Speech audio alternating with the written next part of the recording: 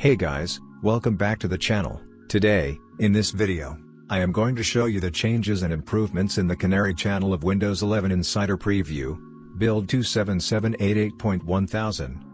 So, without further ado, let's begin. Microsoft is releasing the first inbox public preview of Windows MIDI services. It is complete rewrite of MIDI on Windows, with a focus on a great experience for musicians, and a strong foundation for future expansion and enhancement. MIDI is the standard, first released in 1983, that is used to synchronize synthesizers and drum machines in almost all modern electronic music.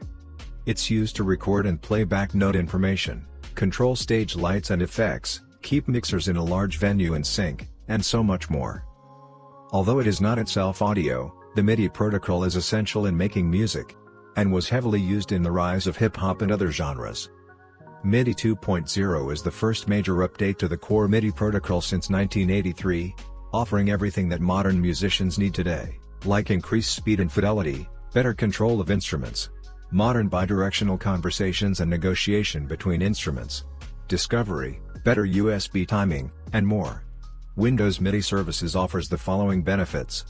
Full support of the MIDI 2.0 standard, including high-speed data transmission, higher fidelity messages, increased resolution for controller values, and full in-service MIDI 2.0 endpoint discovery and protocol negotiation. Faster transports, leading to better timing and reduced jitter. Faster USB MIDI driver with full support for both MIDI 1.0 and MIDI 2.0. Every endpoint is now multi-client, meaning multiple apps can use a device at the same time. Better endpoint and port.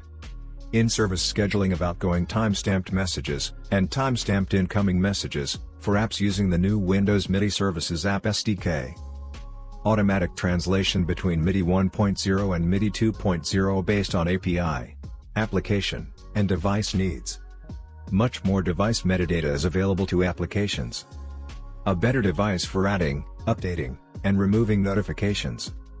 Backwards compatibility with MIDI 1.0 API enables applications to light up with new features without any changes, and even access MIDI 2.0 devices at a MIDI 1.0 feature level.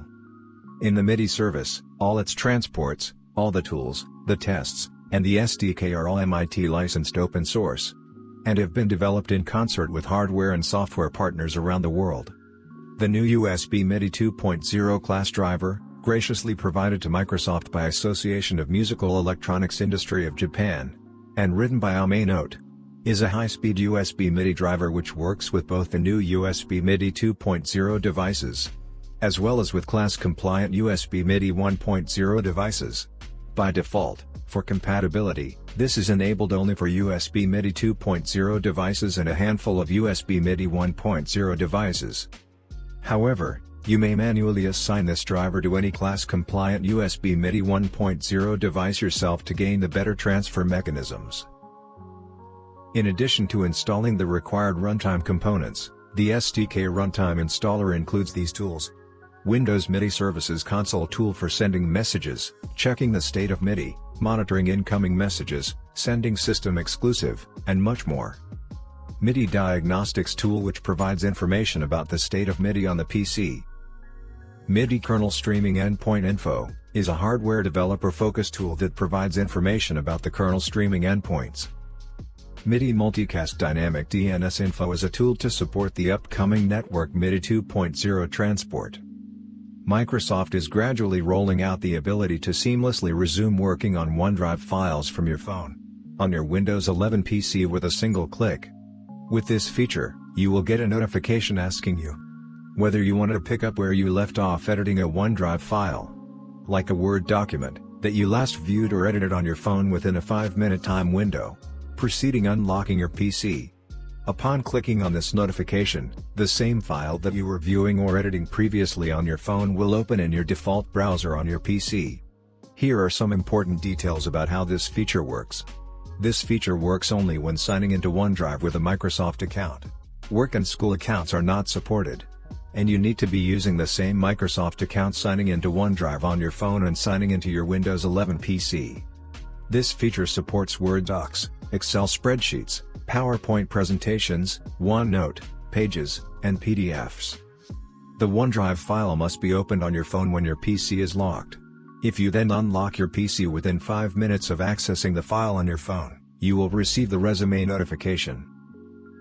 There are some changes and improvements in this update, like when Restore Previous Folder Windows at Logon is enabled in File Explorer, you will also now restore all the extra tabs which you previously had open in each File Explorer window.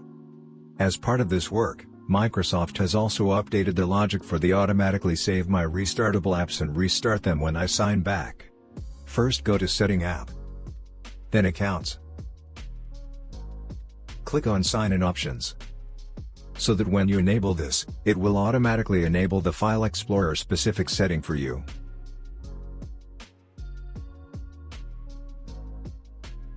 The company is also adding a new option to snooze or turn off the Start Backup reminder in the File Explorer address bar.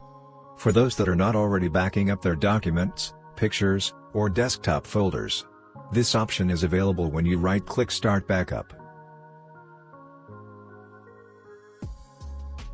The company is starting to roll out the settings homepage for commercial customers on PCs managed by an IT administrator. The feature will show some existing cards relevant to enterprise-managed PCs like recommended settings and Bluetooth devices, as well as 2 new enterprise-specific device info and accessibility preferences cards. For commercial customers who also use their Microsoft account on their managed PC, there will also be a new accounts card indicating the presence of both work and school and Microsoft account types. The company is starting the rollout of this gradually with managed commercial PCs who have both work and school, and Microsoft accounts presently seeing this experience first. There are some fixes in this update, like fixed an issue in build 27783, which was causing multiple surfaces, including the taskbar, search, settings, and lock screen, to cyclically crash for a small number of insiders. Fixed an issue that was causing some insiders to have a system service exception bug check in build 27783. Fixed an issue where the description for virtual NICs wasn't displayed correctly in ncpid.cpl. It showed garbled characters. Fixed an underlying issue that could cause scanning apps to not detect a scanner, although one was connected. Improved the colors used in MMC when items are selected, both generally, and when contrast modes are enabled. There are some known issues in this update, like if you join the Canary channel on a new Copilot Plus PC, from the Dev channel, Release Preview channel or Retail, you will lose Windows Hello PIN and biometrics to sign into your PC with error 0xD0000225, and an error message saying, something went wrong, and your PIN isn't available. You should be able to recreate your PIN by clicking Set Up My PIN. Microsoft is working on the fix for an issue where the Scan Now feature is showing errors every time it runs.